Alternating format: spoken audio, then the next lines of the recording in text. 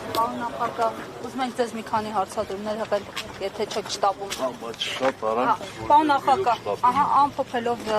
ընտրական process-ը, ինչ զգացում ունեք այսօր, երբ փաստացի ձեր բոլոր կանխատեսումները, ձեր գործընկերներին ուղղված ձեր զգուշացումները ընտրական process-ի վերաբերյալ իրականություն են դարձել, ինչ եք կարծում, օրինակ ձեր առաջարկած օրակարգը impeachment-ը այլ հանգրվանի կբերեր։ Ես դրա համար ուրախ չեմ։ Եվ հիմա չեմ կարծում, որ իմաստ ունի դրա մասին խոսել։ Հիմա քաղաքական այն ուժերը, ովքեր անցել են խորհրդարան, այսինքն ում սատարել է մեր ժողովուրդը չափով, նրանք պետք է որոշում կայացնեն, եւ մենք բոլորս պետք է որոշմանը ենթարկվենք, մենք բոլորս պետք է այդ որոշումները իրականացնենք։ Ինչ հնարավորություն եք տեսնում այդ ուժերի համար, այս պահին, այս փուլում, այս համատեքստում։ Շատ տարբերակներ չկան, կամ մանդատները ստանում են գնում են խորհրդարան, կամ հրաժարվում են մանդատներից։ Այդ երկու ձևերի մեջ, երկու երկերի մեջ կան եւ առավելություններ, կան եւ բացասական կողմեր, բայց խնդիրը ձև ընտրելը չի, խնդիրը հստակ ռազմավարություն ունենալն է։ Երկու ձևով է կարելի է հասնել հաջողության։ Մի հստակեցում էլ կներեք, իհարկե, փողոցի օրակարգը այսօր իրատեսական է։ Փողոցը միշտ էլ օգտակար է։ Կարող է իրավիճակ փոխել այս փուլում։ Չգիտեմ, դա կախված է ոչ միայն մեզանից, դա կախված է նորից կրկնում այն ուժերից, ովքեր ստացել են բավականաչափ մեծ սատարում մեր ժողովրդի կողմից։ Պարոն նախագահ, ընդհանուր առմամբ ինչպես կգնահատեք անցկացված ընտրությունները, ինչ դիտարկումներ ունեք։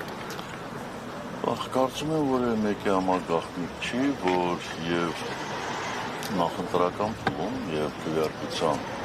օրը տեղի ունեցել մասսայական խախտումներ եւ կարծում եմ, որ եթե մենք օրինակ 17 թվականին անցկացնեինք այսպիսի ընտրություններ, ապա եվրոպական դիտորդները անպայման ֆիքսեին հետևյալ նախադասությունը, որ եւ նախընտրական փուլում եւ քվեարկության օրը ընտրություններն անցել են համատարած խախտումներով։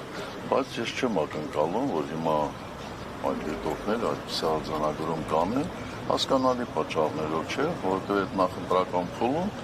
իրենց քաղաքական ղեկավարները ամբողջական սատարում են հայտնել այսօրվա իշխանություններին եւ կարծում եմ դա այդ մարդկանց կաշկան է։ Ամեն դեպքում արձանագրումներ արվել են, նշվել են նաեւ վարչական ռեսուրսի օգտագործման Այդ մի բան է, երբ որ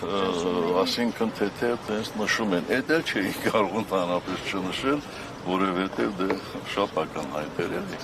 Իմ ասած ձևակերպումը դա այն ձևակերպումն է, որ ընդհանրապես դիտորդները տալիս են վատ ընտրությունների։ Իսկ վերահաշվարկ առհասարակ ինչ-որ իրավիճակ կարող է փոխել։ Այո, ես վստահ եմ, որ վերահաշվարկի արդյունքում Բարգավաճ Հայաստանը կստանա մանդատներ, իսկ եթե չէ, ապա անհասկանալի կլինի։ Պարոն նախագահ, Հանրապետական կուսակցությունը պատրաստ է փողոցային պայքարի։ Հանրապետական կուսակցությունը, նորից եմ ասում, պատրաստ է մշտապես սատարել այն քաղաքական ուժերին, ովքեր ստացել են մեր ժողովրդի քվեն բավականաչափ մեծ չափերով։ Պարոն նախագահ, Նիկոլ Փաշինյանը դեմ էր ձեր երրորդ անգամ ընտրվելուն եւ այսօր արդեն երրորդ անգամ տեսանք, որ նա ընտրվեց։ Այս մասով ձեր գնահատականը։ Նախ ես երրորդ անգամ չեմ ընտրվել։ Երրորդ ժամկետ չեմ ընտրվել, որովհետև ես երկու ժամկետ եղել եմ հանրապետության նախագահ, երրորդ ժամկետը դա նախագահի ժամկետ չէ, դա իրենց կողմից հնարված քարոզչական թեզ էր։ Եվ չեմ կարծում, որ ինքն էլ հիմա երրորդ ժամկետ ընտրվում, որովհետև նախկին երկու ընտրությունները եղել են ոնց արտահերթ։ Այնպես որ երրորդ ժամկետի խնդիր չկա։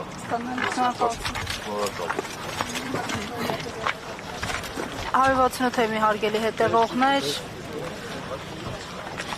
Հանրապետության երրորդ նախագահը Սերժ Սարգսյանը անդրադարձավ ընտրական պրոցեսին եւ